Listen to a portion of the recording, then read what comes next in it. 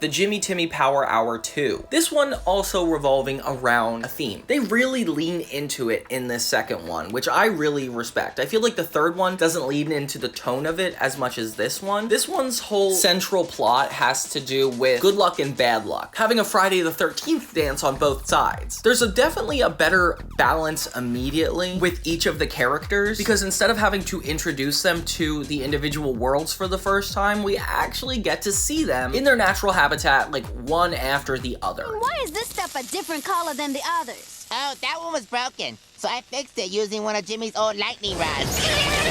When we're not wasting time on these intros, it feels a lot more natural in the flow. Jimmy Neutron is in its third season in this world, which means Jimmy and Cindy are kind of close in this moment. Cindy actually expects Jimmy to ask her to the dance. Unfortunately, Professor Calamitous comes along and Jimmy is distracted once again. He doesn't have a lot of interest in Cindy and takes every opportunity to dodge their relationship. If you want to see more about this relationship, check out my third season retrospective coming up. And then we jump into the Timmy side of things, where Dimsdale is also having a Friday the 13th dance, but it looks like nobody's there because it's just Timmy setting it up. Crocker's kind of rude to him, which is really funny considering he was like the main plot of the last episode. And I wonder at first who the antagonist is going to be in this special, until I remember it's exactly what happens with the good and bad luck trope, the anti-fairies.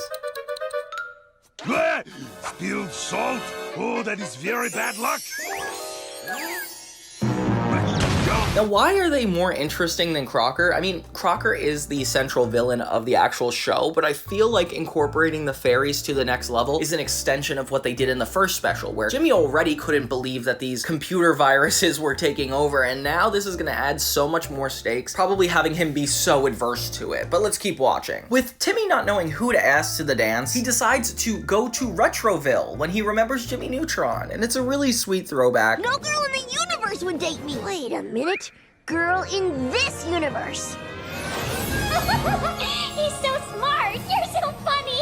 I'll never forget you, Timmy Turner. While the first one I would say was primarily taken over in Retroville, this one does feel a little bit more Timmy Turner than Jimmy Neutron. Jordan Von Strangle tries to keep the anti-fairies locked away. Jordan actually changes one of the rules. Anti-fairies can be seen on Earth. That way, they can't really get away with the stuff they usually do. We cut back to Jimmy, who is confronting Professor Calamitous, and Dr. Moist, for some reason, is involved. He defeats him pretty easily with the celebration of Carl and Sheen, and I like that this is clearly going to be about the secondary characters, like Jorgen and the Anti-fairies. Meanwhile, Timmy has Professor Calamitous, as opposed to the first one where it was just really about Goddard. Timmy poofs into Retroville, and we get to see them both as CGI, which hasn't happened yet. I love how they find new ways to break new grounds in all these specials. Like, you think everything's being done for the first time, and then every special has something even crazier. That's why we really gotta visit these next two. Small-headed Jimmy! Guys, his name's Timmy. Small-headed Timmy! So Jimmy tries to be nice, but he's secretly very envious of Timmy, especially since he's coming here to ask out Cindy. And I don't know why he's so mad, because he had the opportunity to ask out Cindy and he just didn't. He's definitely threatened by Timmy, which adds a really fun dynamic to them. And Carl and Sheen actually side with Timmy, it feels like, because they think that he's actually trying to do something he wants to do. Timmy gets to Cindy's house, and we get to see Cosmo and Wanda in CG for the first time. That's cool. And since Jimmy and Timmy are so directly involved in this, we actually see them going back and forth, as opposed to two separate plots that coincide later. They start fighting over Cindy, and of course Cindy is too into this to get involved. Cindy, are you really gonna let those two guys fight over you? I thought I might. Girl, you are my hero.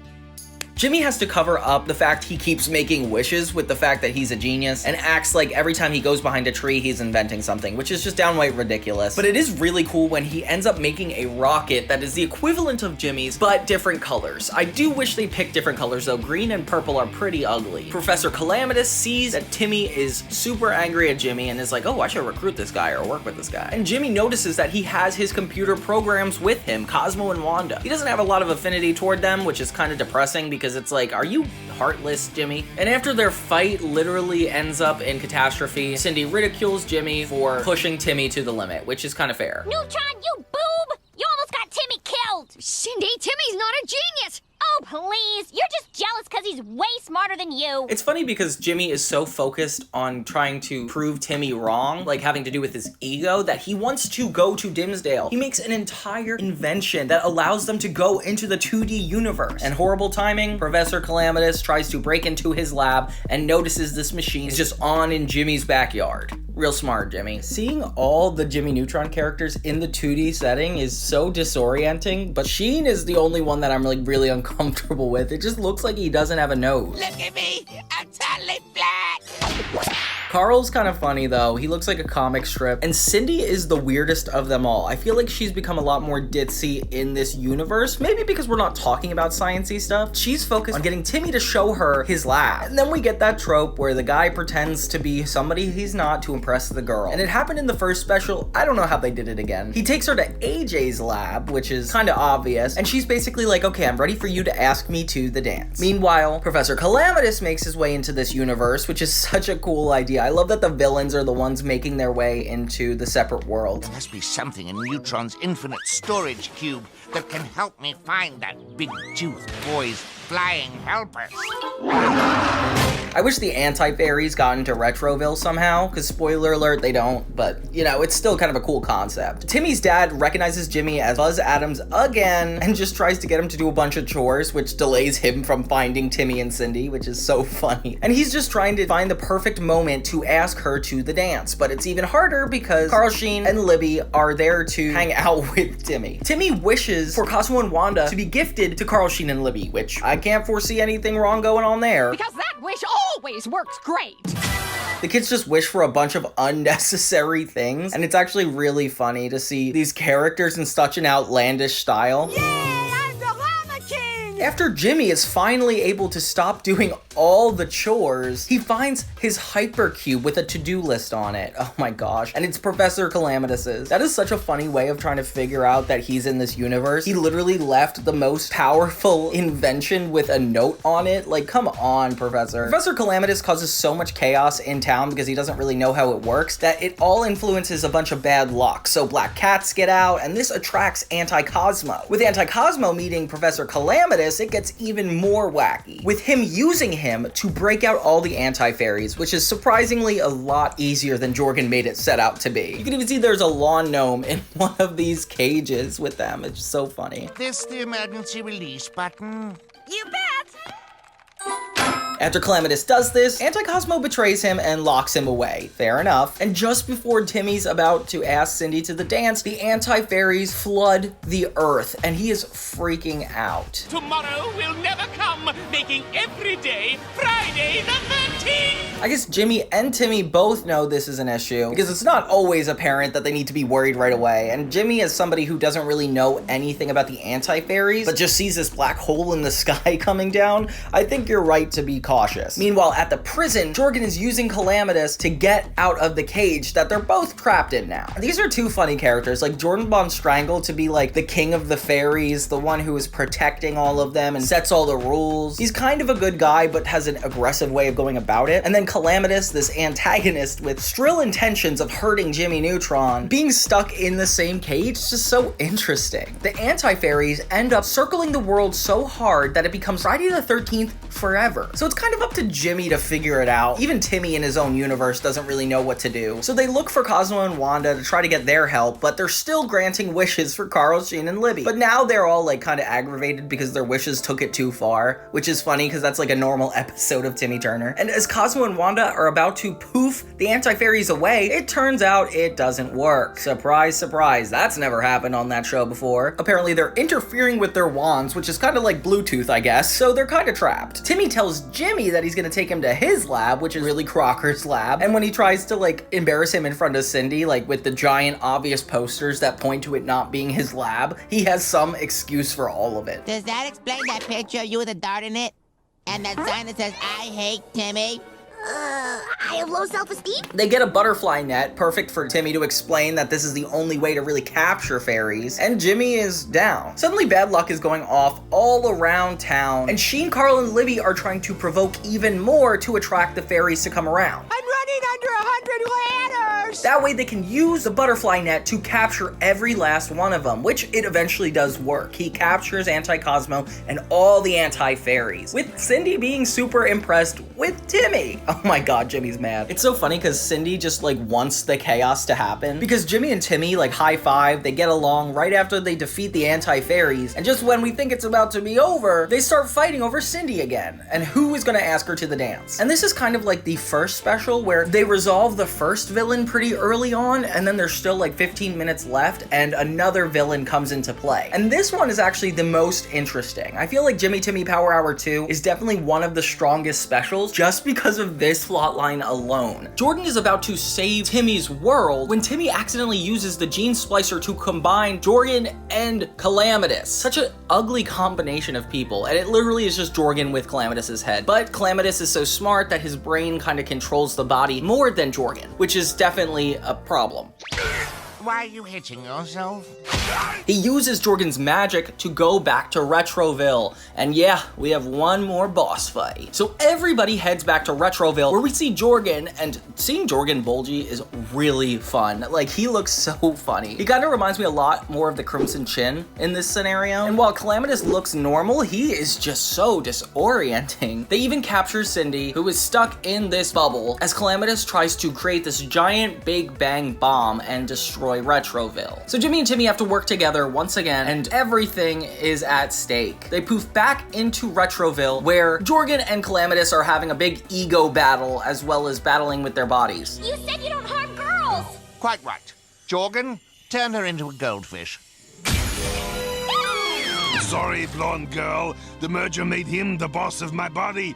I'm so ashamed. Timmy thinks he could fix the bomb, but ends up making it about to explode quicker. The distractions go even further when Timmy realizes that Jordan cannot withstand seeing somebody break the rules. So they have all their friends purposely seem like they're breaking the magic rules for Jordan to freak out, and it essentially makes him so angry he gets overpowered. No! You cannot use magic to win a competition! Sheen and Cosmo have a really funny musical number where they're dancing around, and Sheen is a fairy, which didn't need to happen, but I'm so happy it did. They disarm the bomb, and they're finally able to unsplice Calamitous and Jorgen. It looks really violent the way that Jorgen goes about hitting Calamitous, like aggressively violent. Look at this. I can explain. We end with the final question, Libby asking, who are you taking to the dance? With everybody curious what she's gonna say. Before she answers, Jorgen says he has a solution for both of them, which it's just funny that he thinks he needs to be involved in this at all. And then they have an interdimensional Friday the 13th dance, which is kind of a really cool concept, where Jimmy and Cindy could be dancing in Retroville, and Timmy, Sheen, Libby, they could all be in Dimsdale at the same exact time, which this is not a solution to me. This is only going to lead to more issues and more fighting. And I like how they always end these specials with the cross-dimensional thing where we get to see both Jimmy and Timmy in their natural habitat interacting with one another. Like, it's very well done. I'm flat, I'm bouncing, I'm flat, I'm bouncing. So yeah, overall, this was a really, really good special. I would argue better than the first one. The only question is, will it end on a great final note with the third one? Or is it going to pale in comparison? Spoiler alert, I kind of like the third one the best. I feel like in descending order is the quality of it all. We all are nostalgic for the first one, and it established a lot, but I feel like the next two improved on it all. They took out stories that were a lot more interesting and tailored to their characters. Jimmy and Timmy interact in a way that they never did before. Therefore, I feel like the crossovers weren't even impactful compared to now. But let's dive in. So, wanna hang out? Hang out? Are you nuts? Have you gone completely mental? You want to hang out with me, the two of us together? Maybe. Okay, sure. The final Jimmy Timmy Power Hour is kind of unbelievable. The first Jimmy Timmy Power Hour was great because we actually had them meeting. We established both worlds. We got to meet the parents. We got to meet the friends. Jimmy was immersed in Timmy's world, and Timmy was immersed in Jimmy's world. They didn't really have a lot of crossover with those characters personally. Then we have the Jimmy Timmy Power Hour 2, where we actually add the friends in, and we add some enemies that we haven't seen before. Jimmy and Timmy do interact, but they're against each other the entire entire time, pretty much. This one's really unique because not only is it about them getting along, but it's them fighting on the same side together. And in this special, we get to see everybody in the opposite person's dimension. And you know what? It made me realize how bad Jimmy and Timmy actually are as people. We start with Jimmy making a new portal that kind of allows him to see other universes. And what's the first one he sees? Timmy Turner. Timmy's trying to hang out with his friends, but Chester is busy and so is AJ. So I'm placing myself in suspended animation until the 24th century, where, if I'm right, mankind will be so far advanced, I'll be welcomed like a long-lost brother. That's insane! Of course you'd think that. You're so 21st century. It's kind of depressing because you realize how little support Timmy has in his life. Like, he has his fairly godparents, sure, but Chester and AJ are not really friends to him, and it seems like it's really hard for him to connect to them. Like, the only people that are in his life are assigned to him. Unlike Jimmy, who his friends are all in on the fact that he's a genius, they go on adventures with him, there's a lot more closeness to their relationships. Therefore, Jimmy is an objectively more selfless person to be able to add other people into his life like that. Timmy is tired of being neglected, so he's like, okay, I'm gonna go see Cindy. Jimmy's really insecure about this because their relationship isn't fully developed still, and he can't talk to her himself, so he has to stop Timmy. He gets to Retroville really quickly. The two kind of have a little face-off in the sky as they race to Cindy's house. They quickly learn, though, that she isn't home. Therefore, they have nothing to fight about. They decide to spend some time together. Carl and Sheen know what's about to happen. Jimmy and Timmy are friends? Do you know what this means? Do you? Do you? Why are you talking to me like that? They're about to be neglected. Timmy is already so much closer with Jimmy just because he knows that he has fairies. I love seeing Jimmy interact with the fairies in this too. We don't see them talk in a way that's not arguing ever. Like, this is the first special that I feel like has a lot more breathing room. The two team up to take down Eustace Stritch, which is the snotty rich kid in Jimmy's world. I wish we got to see Remy Buxaplenty too, because obviously if we're dealing with the enemies, he's the rich one on Timmy's side. They're able to defeat him pretty quickly, and almost bored at the fact that they're such a good team together. Like, Jimmy has his science, Timmy has his magic, and it seems like there's no real threat to them. Carl and Sheen are starting to feel bad because Jimmy is actually neglecting them, and they're good friends, so they don't really deserve that, Jimmy. It's cute watching them get along and, like, praise each other for what they do. Timmy's never had a friend like this at all, ever. I can't believe you used science to transmute his gasoline into sugar water, deactivate his missiles, and give him chicken pox. Hell, I can't believe you used Cosmo and Wanda to fill his cockpit with bees, turn his assistant into a pig, and fill his shorts with hot fudge. I can still feel the burn! They decide to go back to Dimsdale and actually create an enemy that is worth fighting. Chester and AJ get jealous because Timmy is spending time without them, which I'm not surprised either. You guys don't treat him right. And AJ thinks he's being sent to the future because in his lab, he literally gets into this freezing chamber. Very Disney style. And this goes on for like the whole episode. He thinks he's like sent to the future, which is so funny because it's like that's how he justifies this entire crossover. So Timmy shows Jimmy what it's like to fight crime in his universe because he actually does it. And it's funny seeing Jimmy not know what to do in Timmy's universe because it's like he's a little bit more dim-witted here, which makes sense for his character. They see the Crimson Chin and the Night Chin, and Jimmy becomes Brain Boy, which is a really boring alter ego. They defeat these enemies too, so these guys are essentially getting really bored. Jimmy and Timmy go into a portal to actually try to make an enemy worth fighting. Chester and AJ watch them go through the portal, so Chester and AJ follow them into the next dimension, which I don't know why they're not so surprised about it. And this is one of the best scenes ever. The friends all meet each other, so Carl and Sheen meet Chester and AJ, and it's so funny that AJ thinks that this is all the future, and that's the reason they're like meeting. They get really jealous that the two are spending time without them. When they're trying to figure out a way to actually get their attention back, Cindy arrives, and they're like, oh, obviously, we'll just get them to fight over Cindy. Do you know what this means? Do you? Do you? Seriously? You've got to stop doing that. And this plot is so obvious. Jimmy and Timmy decide to make the perfect enemy with as many powers as possible for a challenge. I don't know if you know either of these shows, but it's usually about both of their characters getting really into something, getting carried away, and not being able to solve the problem because of a fatal flaw. Yeah, so this time they intentionally seek out that. They're trying to make sure that there is no way that this guy could be defeated. Which, guys, are you serious? Come on. As an audience member, I'm getting a little annoyed. Why don't you make him adoptable so someone can give him a nice home when you're done playing with him? Oh, fine. There, he's adoptable. Cindy tries to give her attention, but they're more interested in each other this time. Oh, interesting. They go back to Dimsdale, and this one's jumping back and forth a lot more than usual, which I kind of like the pacing of it. And they bring their biggest enemy to life, and name it Shirley. Your name is Shirley. Face the wrath of Shirley! That is the dumbest name ever! What? You gave me the dumbest name ever? You tricked me!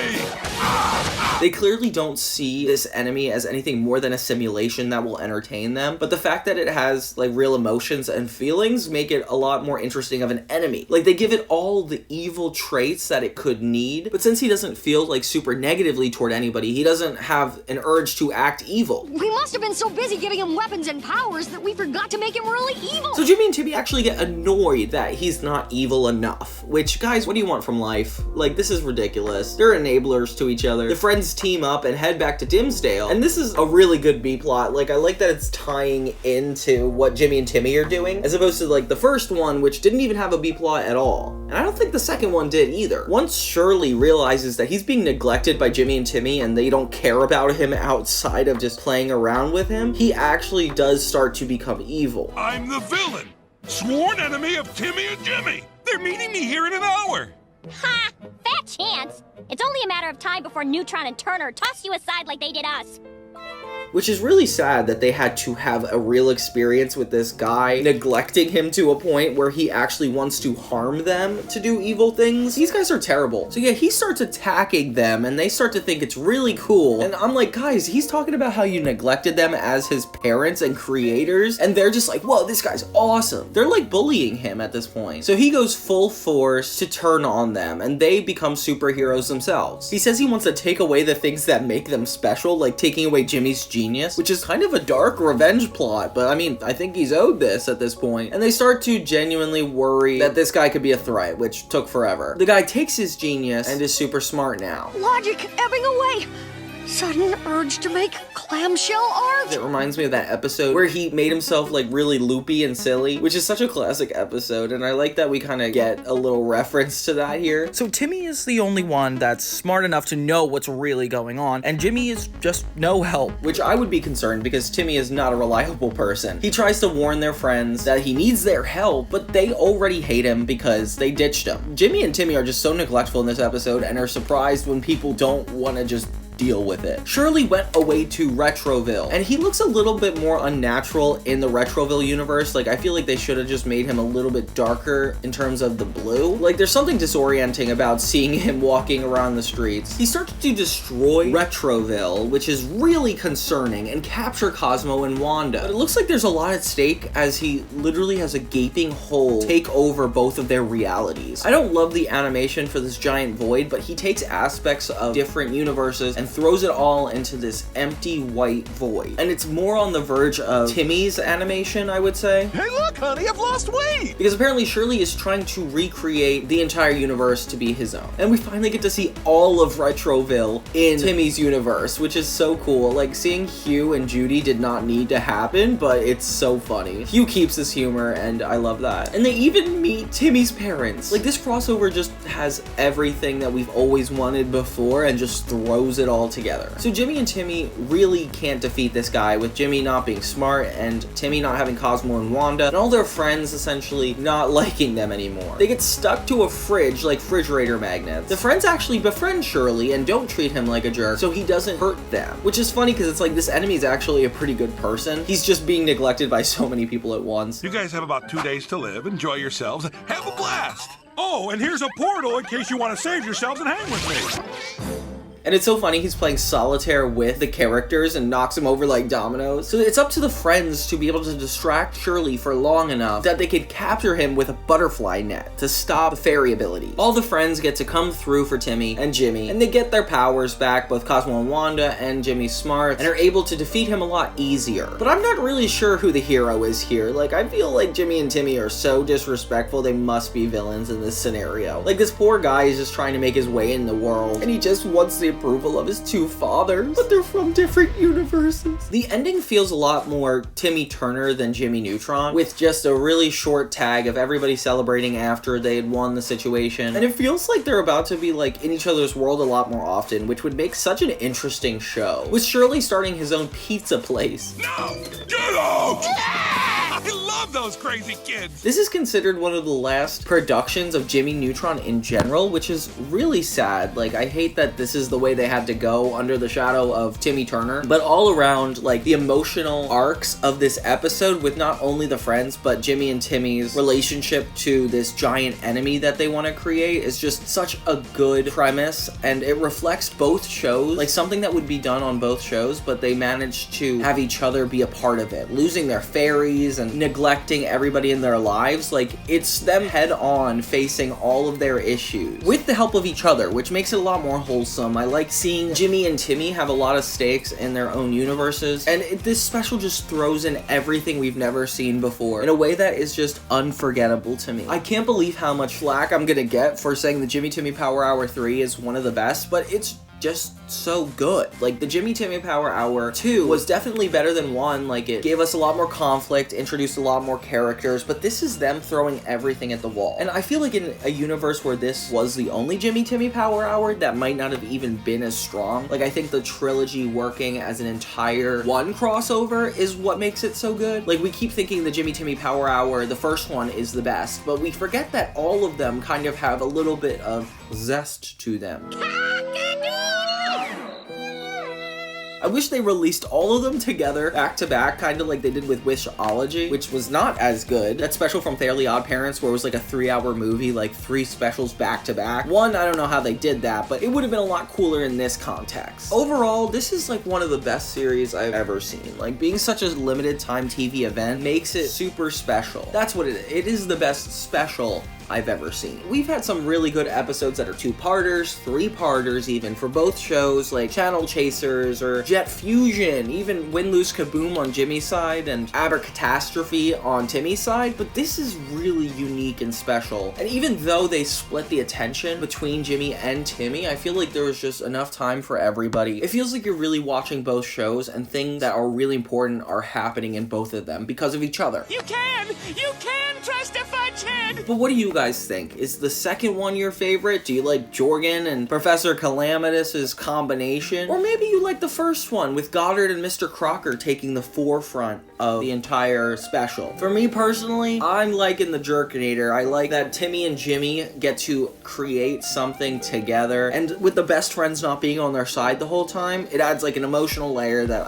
I really like. Thank you guys so much for watching my retrospective breaking down all these 3 specials. Like, I was saving this particular crossover for something as long as this because I really wanted to dive into it. Like, this had such a cultural impact on everybody around me and me. Like, when I used to go to middle school, I remember us all talking about the Jimmy Timmy Power Hour and how cool it was that they managed to take both of our worlds and collide them. And now as an adult, the magic has not gone away. Like, it is such superior storytelling. It's better than everything after it in the Fairly Odd Parents series. So I'm happy I got the time to actually tell you guys all my thoughts on this. Appreciate you guys listening, and until next time, everybody, I'm Johnny2000, and have a great day.